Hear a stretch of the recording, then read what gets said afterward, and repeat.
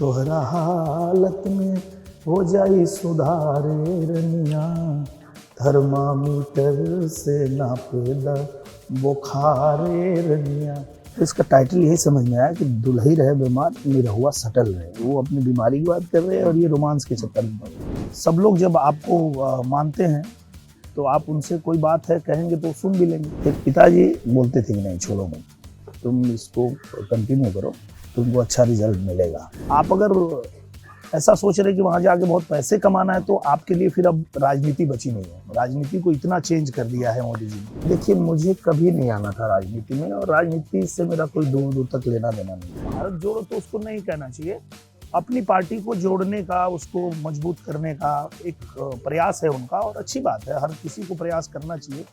आज बहुत सारे चैनल्स आ गए तो आज आप देखिए कि सबसे ज़्यादा जो है सेफ अगर देखेंगे तो भोजपुरी सिनेमा ही है। उनके हिसाब से बहुत ज़्यादा गाने रखने पड़ते थे, 10 गाना 8 गाना ऐसा होता है। तो जहाँ शूटिंग होती है वहीं बगल में ऑफिस लगा देता हूँ, जैसे ये लगा हुआ है ऐसे ही ऑफिस लग जाता है। और चाहे कोई बूढ़ी माँ आ जाए, कोई बहन आ जाए, कोई भाई आ जाए, कोई चाचा आ जाए, कोई भी आ जाए अपनी समस्या लेकर के, तो हम लोग तुरंत उनकी बात सुनते हैं और उनको सॉल्व भी करते हैं। जो अपनी मातृभूमि की रक्षा के लिए जहाँ का बच्चा बंदूक की खेती करने की बात करता है, उस मातृभूमि को कोई तोड़ सकता है? किसी की औकात है? नहीं है।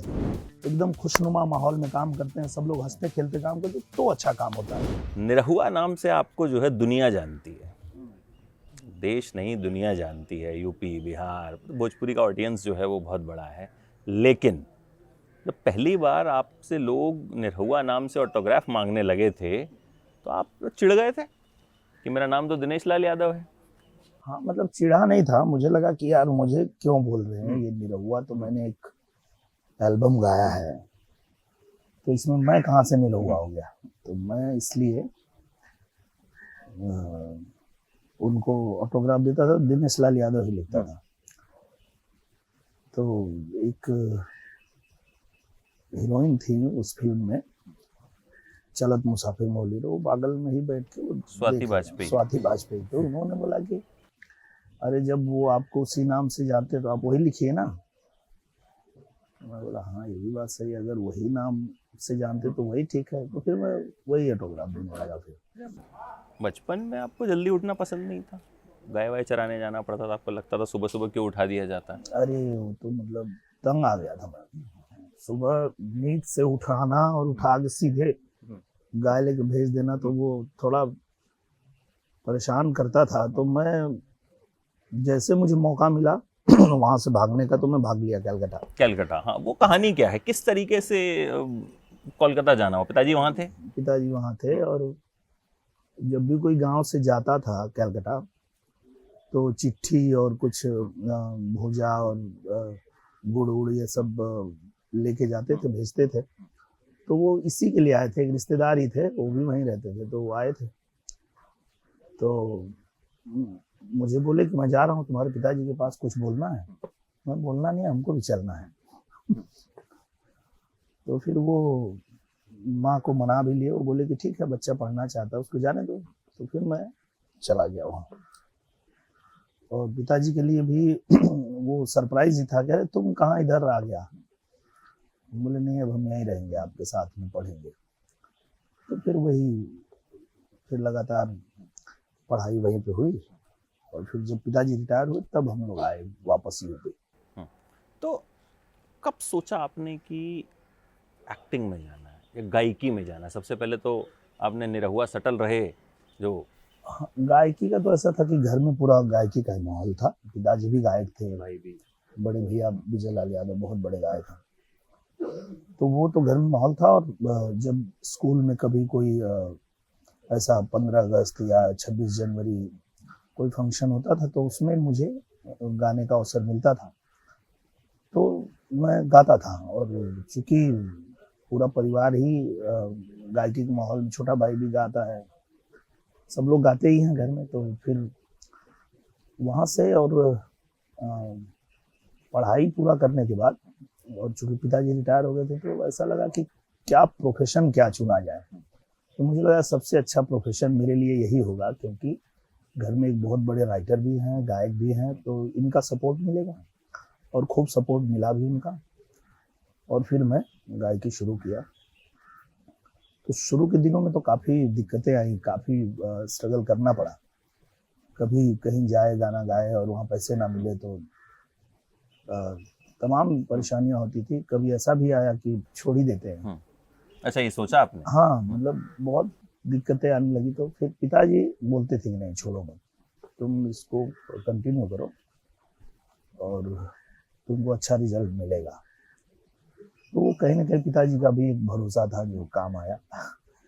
और फिर किसी के भी अगर पेरेंट्स इतना सपोर्ट करें कि अगर कोई बच्चा किसी भी क्षेत्र में काम कर रहा है और नहीं सफल हो पा रहा है, फिर भी उसके घर वाले अगर सपोर्ट करते हैं कि नहीं बेटा तुम छोड़ो मत, लगे रहो, और लगे रहोगे तो ही होगा, तो वो पिताजी का वो एक जो सपोर्ट था वो बहुत काम आया। अच्छा, बचपन किस तरह का था? मतलब पढ़ाकू बच्चे थे? नहीं, पढ़ाकू नहीं था मैं। डांट पड़ती थी? खेलने में ज़्यादा मुझे रुचि थी, गाने में रुचि थी, खेलने में रुचि थी।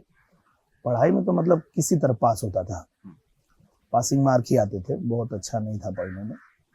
हाँ, पर खेल कूद में बहुत अच्छा था, गायकी में अच्छा था। हाँ। तो पहला ऐसा कौन सा प्रोजेक्ट रहा, गाना रहा, जिसके बाद आपको लगा कि हाँ अब जो है मैंने कुछ अचीव किया है? हाँ, मेरा एक ना पहला ही एल्बम जो मैंने गाया था, रंगीली होली आ गई, तो वो चारों तरफ बजता हुआ सुनाई देने लगा। तो मुझे लगा कि हाँ अब सही जो है हो रहा है, ठीक जा रहा है। और उसके बाद फिर एक दो एल्बम आए, वो भी खूब अच्छा चला। तो उसी दौरान फिर ये एल्बम बना निरहुआ सटल है 2003 में। उसने पूरा जो है खेल बदल दिया। अच्छा, सटल रहे मतलब सेटल को सटल किया या क्या क्या शब्द का मतलब नहीं, क्या हुआ? जैसे वो ऐसा था कि उन दिनों जब मैं कलकत्ता से आया था तो हम लोग आते तो छुट्टी में, बाकी समय में भी थे, पर उस दौरान मैं देख रहा था गांव में एक बदलाव देख रहा था, कल्चर में एक परिवर्तन देख रहा था। कि पहले हम लोग आते थे तो जैसे ये घर है तो घर के बाहर ही रहेंगे लोग, और अब बदलाव ये देखने में आ रहा था कि किसी की शादी हो रही है तो वो पता चला दिन भर घर में ही है, वो निकल ही नहीं रहा घर से। तो ये थोड़ा नया था कि मतलब जहाँ लोग अपनी ही पत्नी से मिलने के लिए उनको रात का इंतजार करना पड़ता था, सब घर के लोग सो गए, एकदम सन्नाटा हो गया, अंधेरे में जाता था अपनी पत्नी से मिलता था और अंधेरे में निकल भी जाना है। तो ऐसे में जब ये नया तरह का जो मेरे दोस्तों की शादी वादी हो रही थी, तो उस दौरान मुझे ये लगा कि ये दुल्ही रहे बीमार निरहुआ सटल रहे, मंगर छाए सुमार जाके डटल रहे, वही घरे में खाला नहाला नहीं केहू से तनिको लजाला, संगी साथी यार सबसे कटल रहे। तो ये सारी चीजें जो थी उस समय के बदलाव के ऊपर था और वो लोगों को पसंद आया। और उसमें बाकी भी जो गाने थे वो उस दौरान की जो भी चीजें थी वही रखे। 7 गाने थे, 7 गाने में कुछ न कुछ, जैसे उसी में था कि श्रीमान आप लोग का वोट यदि पाएंगे, केहू जो किया नहीं करके दिखाएंगे। तब ये भी नहीं पता था कि कभी ये लाइन मुझे जो है कभी ऐसा करना पड़ेगा ऐसा। तो फिर और उसमें एक और गाना था जो बहुत लोगों को पसंद आया, कुचुर कुचुर आँख करे बार भैल झुआ बलम होले होता तेल गम गौआ। तो खूब बजा, इतना बजा कि देश ही नहीं विदेशों में भी उसकी खूब डिमांड थी। और उसी एल्बम के वजह से हम लोग ऑस्ट्रेलिया, फिजी, न्यूजीलैंड कई देशों में जाके शो किए और वो भी खूब सफल रहा। तो जो एक बूम आया वो वहीं से आया। ये जो नाम निरहुआ निकल के आया, ये किसने लिखा था या किसने दिया था उसका नाम? वो किसी ने दिया नहीं था, वो तो ऐसे ही एक गाना मैंने लिखा था। अच्छा, मैं मेरे भैया के साथ बैठता था तो मैं लिखता भी था। तो मैंने गाना लिखा था कि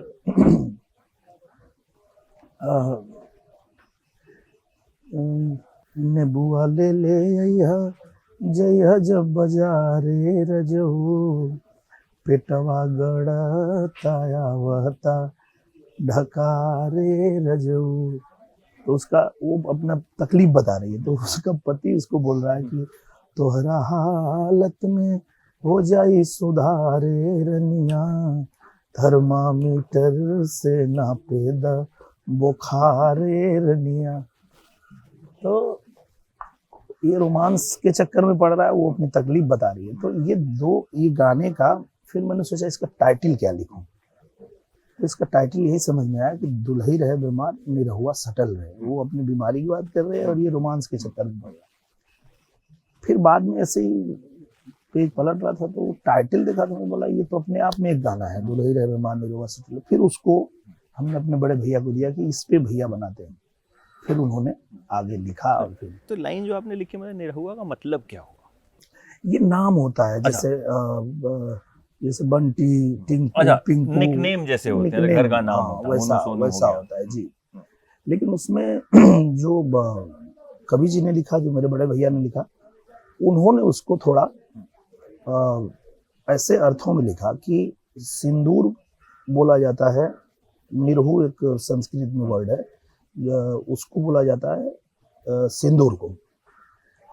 तो उनका इस तरह से मतलब लिखना था, बताना था कि जो सुहागन होती है वो बीमार रहे तो छोड़ो, अगर वो मर भी जाए तो इस दुनिया से जब विदा होती है तो वो जो सिंदूर है वो लगा के ही उसको विदा किया जाता है।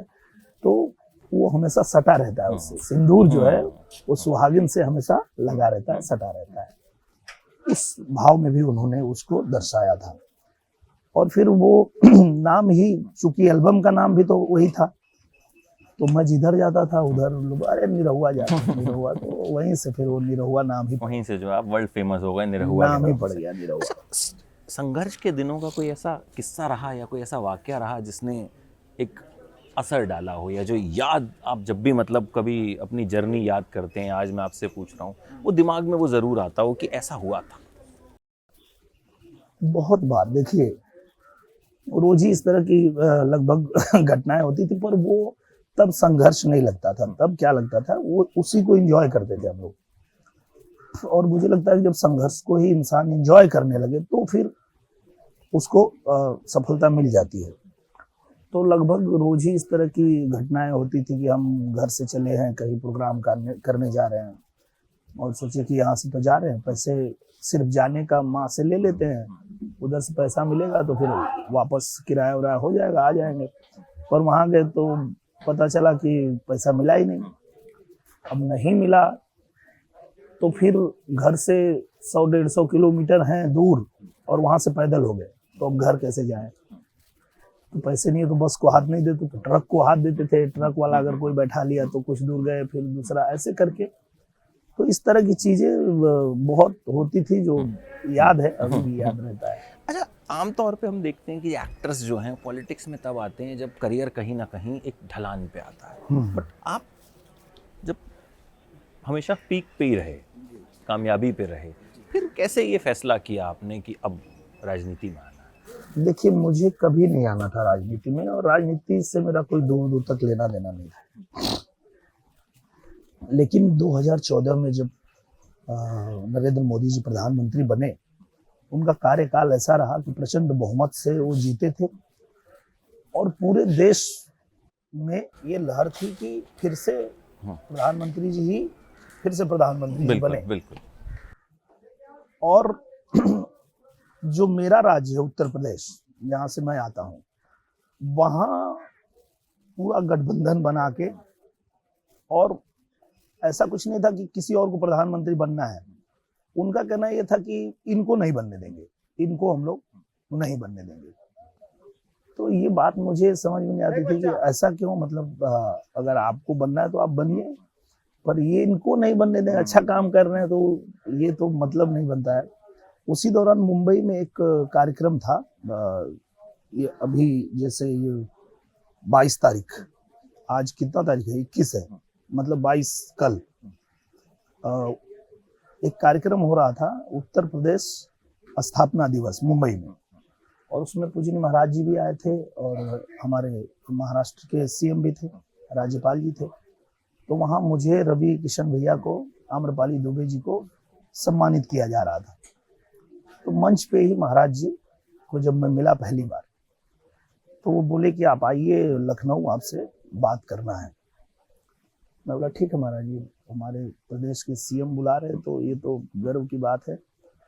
तो हम सोचे कि मिलेंगे, पर हम शूटिंग में चले गए मथुरा में शूटिंग करते थे। तब तक फिर फोन आ गया कि आपको महाराज जी बुला रहे हैं, आप आ जाइए मिलने के लिए। फिर मैं गया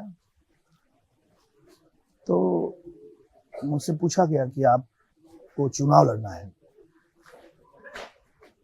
तो आप शूटिंग वूटिंग करते हैं, शूटिंग वूटिंग छोड़ के करना पड़ेगा, लड़ना पड़ेगा, प्रचार में जाना पड़ेगा, तो क्या चाहिए आपको बताइए।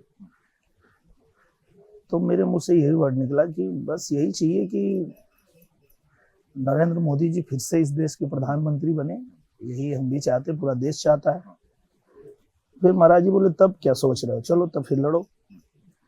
और वहीं मुझे उतार दिया गया और फिर मैं आजमगढ़ से चुनाव लड़ा। चुनाव में हार गया, अखिलेश यादव जी से लड़ रहा था, बहुत बड़े नेता हैं, राष्ट्रीय अध्यक्ष। पर यह था कि अच्छे से हम लोग जो हमको जिम्मेदारी मिली थी उसको निभाए, अच्छे से लड़े। फिर महाराज जी ने कहा कि देखो आप आजमगढ़ छोड़ना मत, क्योंकि वो लोग समय देंगे नहीं, और आप समय देंगे तो जनता आपको मौका जरूर देगी। और वही हुआ, हम लोग लगे रहे, आजमगढ़ लगातार जाते रहे, शूटिंग भी कोशिश करते थे कि वहीं करें, लोगों से मिलते रहे, उनकी जो दिक्कतें हैं, परेशानियां हैं, क्योंकि सरकार हम ही लोगों की थी, प्रदेश में भी और देश में भी। तो जो काम है वो हम पहुंचा देते थे, महाराज जी कर भी देते थे। तो जब अखिलेश जी 2022 में छोड़ दिए वो सीट, तो उपचुनाव हुआ तो फिर मैंने जनता से यही बात कहा कि आपने उनको चुना, अच्छी बात है, अब 1.5 साल बचा है, मुझे एक मौका आप दीजिए। और आपको लगेगा कि मैं अगर अच्छा नहीं कर पा रहा हूँ, कि मतलब प्रदेश में हमारी सरकार है, देश में हमारी सरकार है, तो सरकार का ही कोई व्यक्ति अगर आपका प्रतिनिधि होगा तो ज्यादा अच्छा काम कर पाएगा, ऐसा मुझे लगता है। आप मौका दीजिए, अगर नहीं होगा तो फिर 24 में फिर चुनाव है, मुझे मत चुनिएगा, मैं खुद ही नहीं आऊंगा लड़ने, अगर मुझे लगा कि मैं आपके लिए कर ही नहीं पा रहा हूँ। और फिर जनता ने आशीर्वाद दिया, मुझे मौका मिला, तो मैं अब लगातार वहीं शूटिंग करता हूँ, आजमगढ़ में ही रहता हूँ, उनकी बातें सुनता हूँ, उनके बीच रहता हूँ, और कोशिश करता हूँ कि वहाँ जितना काम जो नहीं हुआ वो सब हो जाए। और उसके लिए अलग अलग मंत्रालय में अलग अलग मंत्री गण से जिससे भी मिलना होता है मिल के, और अच्छा काम कर रहे हैं हम लोग। आजमगढ़ में विश्वविद्यालय बन रहा है, आजमगढ़ में इंटरनेशनल एयरपोर्ट बन रहा है, आजमगढ़ में नई रेल लाइन बिछ रही है, वहाँ नया स्टेशन, स्मार्ट स्टेशन बन रहा है, तो अच्छा काम हो रहा है और जनता भी खुश है। तो बैलेंस करना मुश्किल रहता है, क्योंकि एक तो आपके बारे में जब हम जिससे भी बात करते हैं ना, वो कहते हैं बहुत सिंपल आदमी, इतना सिंपल आदमी देखे नहीं होंगे, तो इसीलिए कर पाते हैं ना। तो ऐसे सिंपल आदमी के लिए राजनीति मुश्किल है, क्योंकि राजनीति में ऐसे लोग जो हैं बड़े कम होते हैं। नहीं, मुझे लगता है इसी का ज्यादा फायदा मिलता है कि आप सिंपल हैं और आप सबसे आराम से मिल लेते हैं, तो जनता को भी लगता है कि हमारे बीच का ही आदमी है, इसको अपनी बात कह देते हैं। वो भी आते हैं आसानी से, शूटिंग में हमारे साथ बैठते हैं, अपनी बातें कहते हैं, और हम भी उनकी बात सुन लेते हैं, और उनको जो चाहिए वो हम करवा देते हैं।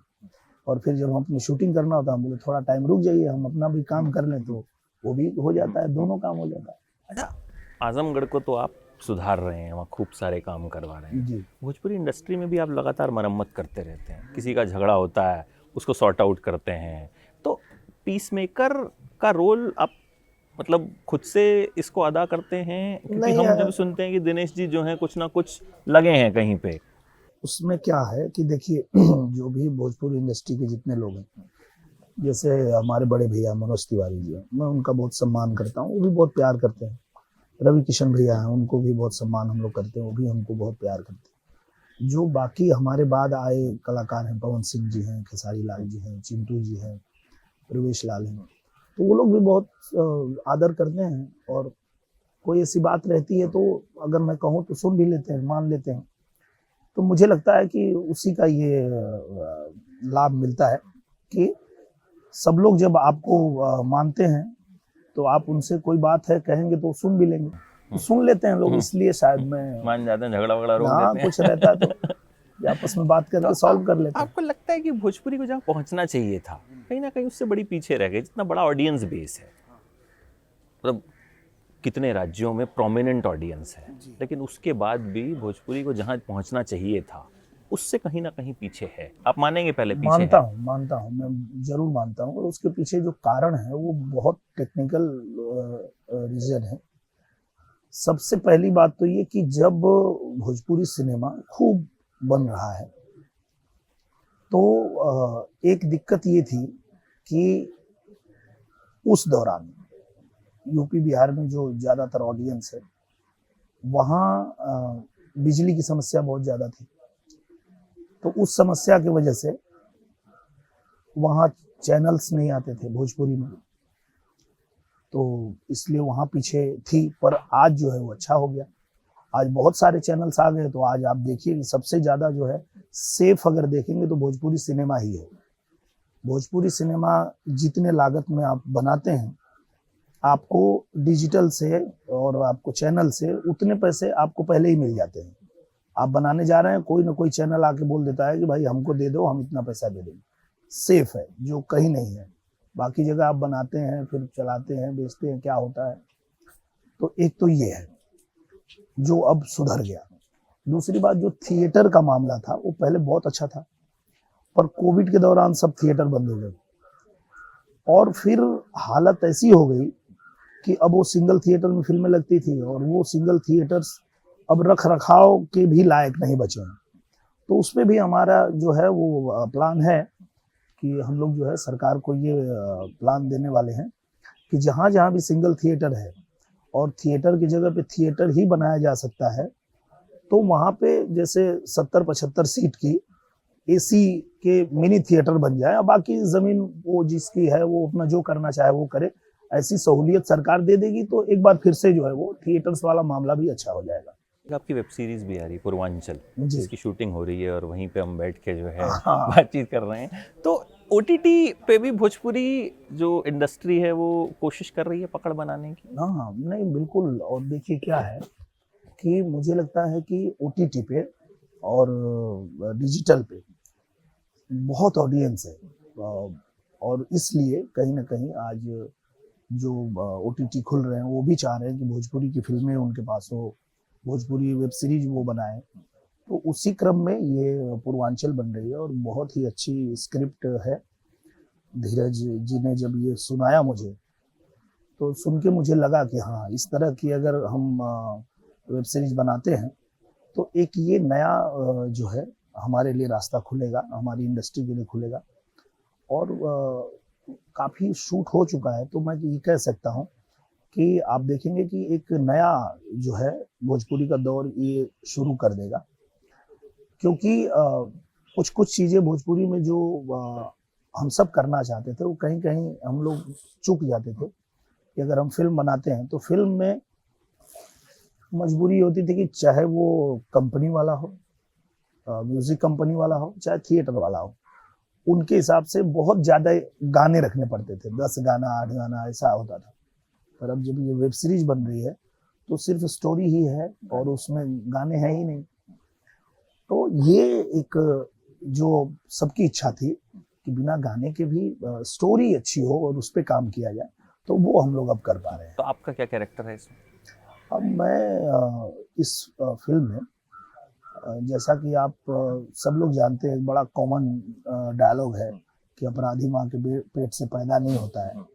कभी कभी हालात और मजबूरी की वजह से भी हथियार उठाना पड़ता है। तो पूर्वांचल में एक समय ऐसा था जब बहुत अपराध था, बहुत माफिया, बहुत गुंडे और इस तरह के लोग थे। तो वैसे में कोई कॉमन आदमी जो एकदम से लाचार हो और लाचारी में हथियार उठाना पड़ा उसे, तो वो कितना खतरनाक हो गया, ये पूर्वांचल है। अच्छा, आखिरी में एक चीज़ आपसे ज़रूर पूछूंगा कि क्योंकि अब आप नेता भी हैं और अभिनेता भी हैं, तो अब जब बात करते हैं, इंटरव्यूज़ देते हैं, तो कहीं ना कहीं तोल मोल के बोलना पड़ता है? नहीं, क्यों ऐसा तोलना मोलने की जरूरत नहीं। नहीं। क्योंकि तोलना मोलना तब पड़ता है जब आप कुछ अपने बारे में छुपा के रखते हैं या अपने आप को ऐसा प्रेजेंट करते हैं कि हम ये हैं या ऐसे हैं, पर जब आप खुली किताब होते हैं तो आपको तोलने मोलने की जरूरत नहीं है, पता है जनता को कि ये यही है। चाहे आप उनको नेता के रूप में लेके जाएंगे तो भी वो वही रहेंगे, एक्टर के रूप में है तो भी वही रहेंगे। तो जब सबको पता है आपके बारे में तो ज़्यादा सोचने की ज़रूरत नहीं पड़ती। मुझे लगता है ऐसे हैंडसम जीन्स शर्ट पहनने वाले नेता जो हैं और आपके जैसे और आने चाहिए, सो दैट नेताओं की भी बिल्कुल जो एक आएंगे। जो इमेज है वो कहीं ना कहीं थोड़ी सी मुझे लगता है बदलनी। नहीं, वो तो बदल दिया मोदी जी ने, बदल दिया, राजनीति ही बदल दिया मोदी जी ने। पहले ऐसा होता था ना कि राजनीति को लोग व्यवसाय समझते थे कि चलो भाई एक इन्वेस्टमेंट करते हैं और बाद में खूब कमाते हैं, ऐसा करते ऐसा ही करते थे। हाँ। पर मोदी जी ने उसको पूरा चेंज कर दिया कि हाँ सच में अगर आप सेवा करना चाहते तो आइए, क्योंकि आप अगर ऐसा सोच रहे कि वहां जाके बहुत पैसे कमाना है तो आपके लिए फिर अब राजनीति बची नहीं है। राजनीति को इतना चेंज कर दिया है मोदी जी ने। जैसे आज हम ही लोग हैं, अगर हमको एक दिन शूटिंग बंद करना पड़े तो हमारा 3-4 लाख रुपया नुकसान हो जाता है, आराम से। पर हमको लगभग हफ्ते में 2 दिन 3 दिन बंद करके किसी न किसी कार्यक्रम के लिए जाना ही पड़ता है, जो फ्री होता है। पहले तो पैसे लेके जाते थे, पहले जब हम जाते थे तो हमको पैसे मिलते थे, अब हमको फ्री में जाना पड़ता है। तो वहां जाके अगर कोई ऐसा सोच रहा है कि पैसा कमाना है तो उसके लिए नहीं है, बचा ही नहीं है राजनीति। हाँ, ये जरूर है कि अगर हमारे मन में ये भाव है कि आज हम जहाँ भी हैं, जो कुछ भी है, जनता की वजह से है, जनता ने हमें मौका दिया, जनता ने हमें प्यार दिया, तो हमारा नाम हुआ और हम इतना कर पाए।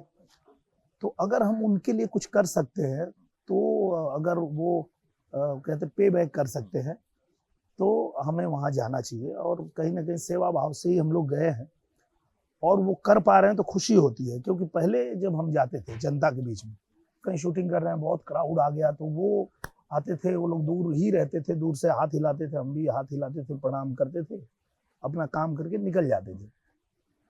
पर उनकी आंख में एक चीज जरूर दिखता था कि हमारा हीरो है, ये हमारी दिक्कत दूर कर सकता है, पर मैं नहीं कर सकता था। अब ऐसा अब आप कर सकते हैं। अब जब मैं आजमगढ़ में लगातार अभी 4 फिल्में मैंने शूट किया, तो जहाँ शूटिंग होती है वहीं बगल में ऑफिस लगा देता हूँ। जैसे ये लगा हुआ है ऐसे ही ऑफिस लग जाता है, और चाहे कोई बूढ़ी माँ आ जाए, कोई बहन आ जाए, कोई भाई आ जाए, कोई चाचा आ जाए, कोई भी आ जाए, अपनी समस्या लेकर के, किसी थाने की समस्या हो, कहीं की भी कोई समस्या हो, तो हम लोग तुरंत उनकी बात सुनते हैं और उनको सॉल्व भी करते हैं। कभी डीएम सर को फोन करना हुआ, एसडीएम सर को फोन करना हुआ, किसी एसएचओ को फोन करना हुआ, तो वो तुरंत हम लोग बात करके और वो सॉल्व कर देते हैं। तो सुकून मिलता है कि हाँ, अब जो इनकी इच्छा थी कि ये कर देगा, वो असली हीरो वाला फील आता अब आता है वो फील कि भाई हमारे गांव की सड़क टूट गई है, तो हमने पत्र बनाया, महाराज जी को भेजा और महाराज जी ने उसको पास कर दिया और सड़क वो बनने लगी। कोई व्यक्ति आया, बोलता है कि भाई एक बीमारी है, हमारे बच्चे को इलाज नहीं हो पा रहा है। तो पहले भी ऐसे लोग आते थे तो हम 1-2 लाख जो मदद कर सकते थे वो करते थे, पर अब पता चला किसी को 25 लाख रुपए चाहिए इलाज के लिए, तो वो हम कहाँ से करेंगे। तो वो जब हम एक पत्र बनाते हैं तो पता चलता है प्रधानमंत्री जी के कोष से उसको मिल गए पैसे 25 लाख रुपए और वो उसका इलाज हो रहा है। मुख्यमंत्री जी को हमने लिखा, किसी के इलाज के लिए 10 लाख रुपए उसको मिल गए, उसका इलाज हो रहा है। तो ये काम अब संभव हुआ, तो सुकून मिलता है कि हाँ, जिन लोगों ने हमको अवसर दिया, हमको इतना नाम सम्मान दिया, हम उनके लिए भी कुछ कर पा रहे हैं। तो इसलिए मुझे लगता है कि वो करने में अच्छा भी लगता है, मजा भी आता है। अच्छा, इन दिनों राजनीति में एक और चीज़ बड़ी चर्चा में, भारत जोड़ो यात्रा, आप किस तरह से उसको देखते हैं? मुझे लगता है कि वो एक प्रयास कर रहे हैं। भारत जोड़ो तो उसको नहीं कहना चाहिए, अपनी पार्टी को जोड़ने का, उसको मजबूत करने का एक प्रयास है उनका, और अच्छी बात है, हर किसी को प्रयास करना चाहिए। पर मुझे लगता है कि उसका टाइटल ठीक नहीं है। जो भारत कभी टूटा ही नहीं उसको आप क्या जोड़ेंगे। और हमारा भारत अखंड भारत है, ये सब लोग जानते हैं, सब लोग मानते हैं। और जिस देश का बच्चा अपने देश के लिए मरने मिटने के लिए तैयार रहता है, उस देश को तोड़ कौन सकता है। मुझे वो लाइन याद आती है कि करता कदर कौन माता मही की, अगर जन्म लेने के रिश्ते न होते, आजाद होता न भारत हमारा, अगर हिंद में कुछ फरिश्ते न होते, जन्मे किशन सिंह की गोदी के तारा, दिए खून से सींच भारत की रेती, वह थे भगत सिंह बचपन में कहते, करूंगा पिताजी बंदूकों की खेती। जो अपनी मातृभूमि की रक्षा के लिए जहां का बच्चा बंदूक की खेती करने की बात करता है, उस मातृभूमि को कोई तोड़ सकता है? किसी की औकात है? नहीं है। पर राहुल गांधी जी का ऐसा है कि उनको कहीं पे किसी ने बोल दिया कि भारत तेरे टुकड़े होंगे, और तो उनको लगा कि टुकड़े हो गए, चलो अब इसको जोड़ते हैं। तो ऐसा नहीं है, ऐसा नहीं है, वो टाइटल ही गलत है। बाकी जो प्रयास कर रहे हैं वो अच्छा है, करना चाहिए, हर किसी को अपने पार्टी के लिए प्रयास करना चाहिए। टी शर्ट भी बहुत चर्चा में है उनकी, हाँ। हर जगह जो है हाँ ठीक है। उसका राज समझ में नहीं आ रहा कि वो सर्दी बाद में उन्होंने कहा भी कि यार टी शर्ट करके तुम लोग वहां से डांट खिलवा दिए हमको। हाँ, मतलब टी शर्ट के चर्चे ज़्यादा हो गए, वो कह रहे हैं कैंपेन का चर्चा जो है वो कम हो गया। अच्छा, एक लास्ट में ये चीज़ बताइए कि आप संजीदा किस्म के ही इंसान हैं, वो मस्ती वस्ती भी करते हैं? मैं तो पूरा मस्ती ही करता हूँ, सेट पे पूरा टाइम मस्ती ही करता रहता हूँ, और काम तभी अच्छा होता है जब आप एकदम खुशनुमा माहौल में काम करते हैं, सब लोग हंसते खेलते काम करते हैं, तो अच्छा काम होता है। बहुत गंभीर हो जाएंगे तो फिर वो काम पे असर होगा, सब लोग फिर वो डरेंगे कि अरे यार इनको बुरा ना लग जाए, ऐसा ना हो जाए, तो फिर काम में मजा नहीं आएगा। जब छूट मिलती है सबको, हंसी वाला माहौल रहता है, तो काम अच्छा होता है, और इसीलिए मेरी सारी फिल्में बहुत अच्छी बन जाती है। बिल्कुल अच्छी बनती रहनी चाहिए। और अब हाँ। तो क्योंकि आपके ऊपर डबल रिस्पॉन्सिबिलिटी है, जी, नेता भी हैं और आजमगढ़ को भी चमकाइए और भोजपुरी को भी चमकाइए। बिल्कुल चमक ही रहा है। देखिए, भोजपुरी भी चमक रही है और आजमगढ़ भी चमक रहा है, बल्कि हमारा पूरा देश चमक रहा है, देश हमारा बदल रहा है। आज हम लोग ये गर्व कर सकते हैं कि नरेंद्र मोदी जी के नेतृत्व में हमारा भारत इतना मजबूत हुआ है कि आज पूरी दुनिया भारत का लोहा मान रही है। पहले कभी ऐसा भी दौर था कि जब भारत को कोई आवश्यकता पड़ती थी तो वो सहायता के लिए किसी अन्य देश की तरफ देखता था। आज दुनिया में किसी को आवश्यकता पड़ती है तो भारत की तरफ देखता है कि यार अगर भारत चाहेगा तो ये सॉल्व हो जाएगा। तो ये कहीं ना कहीं मोदी जी के नेतृत्व वाला भारत ही है, और इसको हम सबको गर्व करना चाहिए। तो पूरा भारत चमक रहा है, आजमगढ़ भी चमक रहा है और भोजपुरी भी चमक रही है। बिल्कुल, और ऐसे ही आप भी चमकते रहिए। एकदम आपका प्यार रहेगा। बहुत बहुत शुक्रिया सर, बहुत बातचीत करने के लिए। बहुत मजा आया आपसे बातचीत करके। जैसा मैंने सुना था आप बिल्कुल वैसे ही। हाँ, देखिए ऐसा इसलिए है, इसके लिए कोई प्रयास नहीं करना पड़ता है। जैसे अगर कोई कहे कि आप बहुत सरल हैं, तो आदमी तो पैदा ही सरल होता है, उसके अंदर कुछ अगर लगे कि उसने कुछ पा लिया, कुछ कर दिया, कुछ ऐसा, तो अकड़ जाता है। तो अकड़ बनावटी होती है, और जो सरलता है वो तो नेचुरलिटी है। तो अगर आदमी सरल है तो उसके लिए कुछ प्रयास तो करना नहीं पड़ रहा है। आप जैसे हैं वैसे हैं। बिल्कुल, तो ये बहुत बड़ी सीख भी है बहुत से लोगों के लिए। ऐसा होना भी चाहिए, मुझे होना भी लगता है, चाहिए। क्योंकि कुछ भी कर लीजिए इस दुनिया में। जैसे मैं आखिरी में एक बात कहना चाहता हूँ कि जो मुझे आपने कहा कि आप बहुत सरल हैं और सब लोग तारीफ करते हैं, कहीं ना कहीं ये जो दुआ है लोगों की, उसी ने मुझे इतना नाम दिलाया और मुझे जीत दिलाई।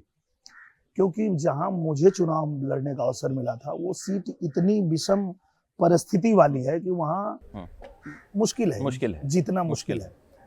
पर ये जो आपने बात कहा ना कि जो भी मिलता है वो तारीफ करता है, तो ये सबके दिल से निकलने वाली दुआ थी कि टीवी के सामने जो मतगणना चल रहा है और भारत के किसी भी कोने में, बल्कि दुनिया के कहीं भी कोई ऐसा व्यक्ति बैठा है जो मुझे जानता है, तो उसके दिल से बस यही दुआ निकल यार जीत जा। तो जब इतने लोगों के दिल से एक ऐसी आवाज निकलेगी तो यूनिवर्स भी तो देखता है ना कि दुनिया चाह क्या रही है, ये लोग क्या चाह रहे हैं। और कहीं ना कहीं उस दुआ ने ही जिता दिया। जो आपने कहा बात, बिल्कुल बिल्कुल, कि सब लोग तारीफ करते, तो वो सबकी दुआ ही थी। आज भी जब सब लोग मिलते तो यही बोलते, भैया हम लोग टीवी के सामने बैठे थे और एकदम ऐसे कि बस बस बस बस जीत जा। तो भगवान भी देख रहा है ना कि इसको जिताने के लिए कितने लोग दुआ मांग रहे हैं। तो जीत वहीं से हुई, दुआ से ही हुई। तो इसलिए लोगों का प्यार कमाना चाहिए, दुआ कमाना चाहिए, आशीर्वाद कमाना चाहिए, और वही जीवन में काम भी आता है। जो आपने बहुत कमाया और आगे और उम्मीद कमाने करते की हैं जब भी कमाते मौका रहेंगे। मिले तो कमाते बिल्कुल, रहेंगे। बिल्कुल। जी जी, बहुत बहुत शुक्रिया सर, बहुत बहुत धन्यवाद।